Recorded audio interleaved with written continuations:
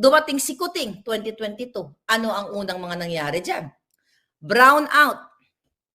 Offloading sa mga OFW. Offloading sa mga inyong mga Pilipino, sa ating lahat, yun dyan mula sa Pilipinas na nag-travel papuntang Thailand o sa Asia para magbakasyon. Di ba? Naalala niyo yung mga issue in the past years, magto 2 years ng hayop na Kuting.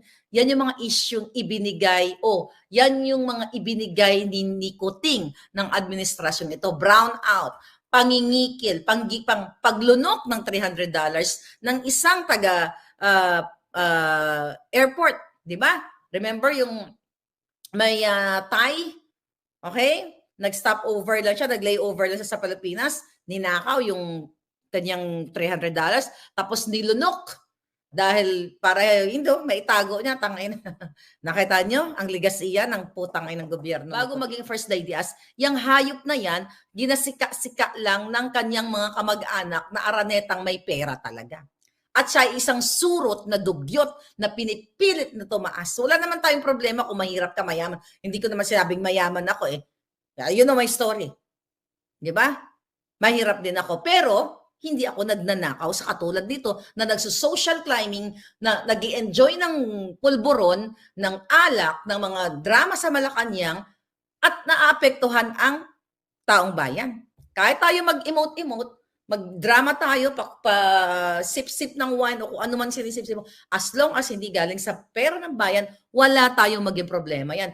Kung dati kang mag-uuma o kung ano man, dapat nga, mag-uuma, mayaman na sa atin eh. At nagkaroon ng pag-unlad ang iyong buhay. Ibig sabihin, nagsumikap ka. Pero itong baka ng inang ito, nagsusumikap para lustayin, kamkamin ang pera ninyo. Diba? Laperal, Goldenberg. Ano ginagawa ng putang ina? Fireworks there, party there. Pero yung airport natin, daga there, daga here, surot. Diba? Nakita nyo? So ito yung sinasabi natin sa inyo mga palangga, na ang issue ng hinayupak na ito, ng gobyernong ito, lalo na sa mga OFW, lalo na sa atin, not only OFW, lahat ng nag-in and out sa country, ino-offload, di ba? Sinusurot, kinakagat tayong lahat ng pesting pesting gobyernong ito. Ngayon, panggigipit. And now we have daga. Sikat na naman tayo, di ba? International, dinadaga tayo. Mayroong peste sa ating airport. So pagsasalarawan na ang gobyerno ninyo ay peste. Di ba? Peste. So masweldo sa gadon puros photo op, sabi ni Chiclet. Grabe ang cancer ng Pilipinas, sabi ni Fengot Vegas. Yes. Francis, thank you. Rebecca Ogata, thank you palangga. To elevate hunger daw sa designation ni Gadon. Yeah, to elevate, sabi niya. Yeah, instead of to alleviate, to elevate. Exactly, I like that. I like that palangga. Sabi ni H, to elevate hunger daw designation ni Gadon. No, nowhere to be found na siya ngayon. Exactly, sabi, alleviate para mabawasan. 'Di ba? Ang kahirapan o mabigyan ng kalinga itong mga mahirap para hindi na magutom. Ngayon, lalong tumataas. Kaya nga sabi ko, political accommodation lang yung pwesto ni Gadon. Yung pwesto na yan. Imagine mo kung sumusweldo ng 200, 300 a month plus, wala siyang budget. Parang wala naman siyang budget. Kasi palamuti nga lang siya ni Lisa Smugs para hindi magngalngal, para hindi magjutang din at magsalita ng bobo-bobo. Kasi kung hindi niya nabigyan ng pwesto, talagang mag-aatungal yan, di ba? Okay lang sana kung mag-atungal si Gadon dahil pinaglalaban niya ang katotohanan. Magkatotod sa atin dito, di ba? Bumubuga tayo ng apoy, hindi dahil hindi tayo nabigyan ng pwesto. Bumubuga ang ating apoy dito dahil sa injustice, sa kababuyan na ginagawa. Pero si Gadon, ano eksena? Ang tapang-tapang, di ba? Asan ang tapang ng putang inang ito? Ang daming issue. Bigas. Ito, sa Senate, chacha, wala, tahimik. So, ganun talaga kapag ang tao ay walang prinsipyo, puro lang angas, pero walang puso para sa inyo. Tandaan niyo yung mga taong yan. Kasi kung may angas yan, at kung meron niyang puso para sa inyo, hindi niya tatanggapin yung pwesto na yan. Dahil nakikita niya yung kabulukan. Alam naman niya sa sarili niya eh. Bakit natin siya sinasama dito? Dahil isa yan sa maingay. Kasi nung panahon ni Noynoy, tungkol sa airport na yan, airport. And our subject right now is airport. Pero tahimik ang Joe Tangilina. Nakasabay ko yan during the inauguration. Nakasama ko sa table. Okay, ang pamilya niyan. At makikita mo talaga na mga walang modo. Okay? Ngayon, mga kababayan, di sa daga, ha. Correct. International Air Surot Terminal, sabi ni Dennis Carpion. Okay. So, mga kababayan, itong nangyayari sa atin, punot dulo ito ng pagiging national problem ni Lisa Smugs. Recently, ano pa mga issue? Yung Bugatti issue, remember that? Yung Bugatti, 2 Bugatti na nakapasok sa Bureau of Customs. Okay? Ano nangyari dyan? Sinong kasabwat dyan?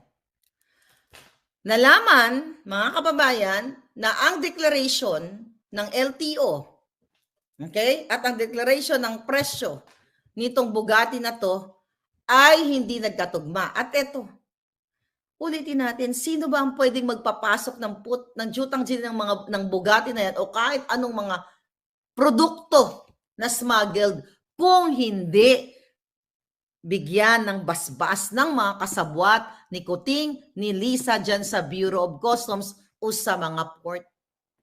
Okay, tingnan natin to. Remember this? Ito mga pangalan.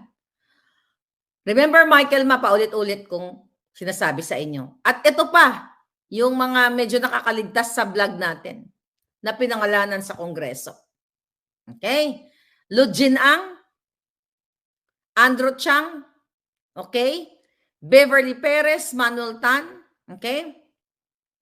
June Diamante, Leia Cruz, Lucio Lim, Jerry Teves, okay? Bakiran, Viner Bakiran, Ted Raval, ito yung mga sangkot sa, ito yung mga untouchables sa mga taong ito. Nandiyan na ngayon sa pwesto ng mga kasabwat nila, dyan sa pag-in and out, whether agriculture products man yan or non-agriculture. Question, paano nga makakapasok ang 2 Bugatti kung hindi babasbasan ng mga kasabwat ni Lisa Smugs dyan sa Bureau of Customs?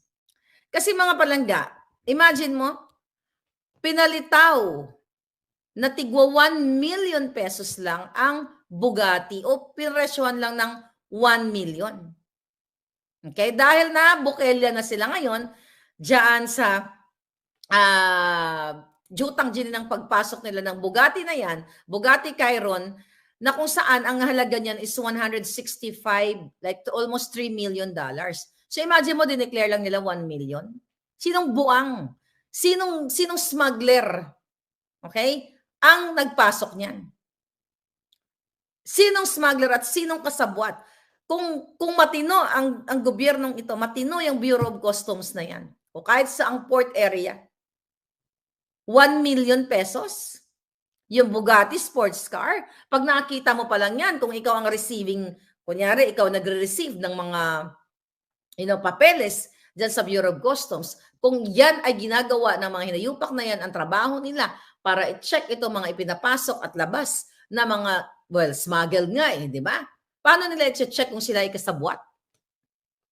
Imagine nyo, 1 million pesos ang kanilang declarations. Kasi nabukelya, okay, ng LTO. So, naku, baka matanggal itong ano na to.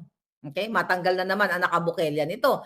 At ang importer, mga palangga, ang pangalan ng importer ay Frebel Import and Export Corporation. Actually, ginugoogle ko kung sino ang nasa likod nito kasi sounds like Frabel. Frabel, yung inappoint ni Kuting naman na nagsinungaling na siya ay alumni ng UST. Remember that? Si Francis Chu Laurel.